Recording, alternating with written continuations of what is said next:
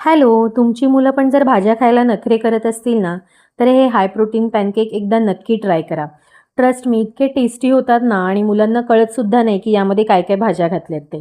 त्यासाठी मी एका बाउलमध्ये ना अर्धी वाटी रवा घेतलाय, त्यात 1 चमचा दही घातलंय आणि थोडं पाणी घालून ना याचं आपल्याला बॅटर बनवून घ्यायचं आहे. झाकण ठेवून हे बॅटर आपल्याला 10 मिनिटासाठी रेस्ट करायला द्यायचं आहे. त्यानंतर चॉपरमध्ये मी इथे उकडलेले चणे घेतलेत आणि थोडासा कोबी घेतलाय. छान बारीक चॉप करून घ्यायचं आहे. आणि मगाशी जे आपण रव्याचं बॅटर बनवून घेतले ना त्याच्यामध्ये हे ॲड करायचं आहे. त्यानंतर आपल्याला यामध्ये काही बेसिक मसाले घालायचे आहेत, जसं की जिरा पावडर, धना पावडर, थोडीशी हळद, थोडीशी काश्मीरी लाल मिरची आणि मीठ घातलं आहे.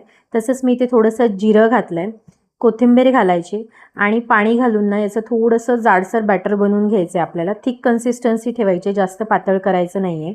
तवा छान गरम करून घ्यायचा आहे, त्याला तेल किंवा तूप तुम्ही लावू शकता आणि याचे छोटे छोटे पॅनकेक घालून घ्यायचे आहेत आपल्याला. झाकण ठेवायचं, साधारण 1 मिनिटभरासाठी छान एक बाजू भाजून घ्यायची. उलटून दुसरी बाजूसुद्धा 1 मिनिटभरासाठी छान भाजून घ्यायची.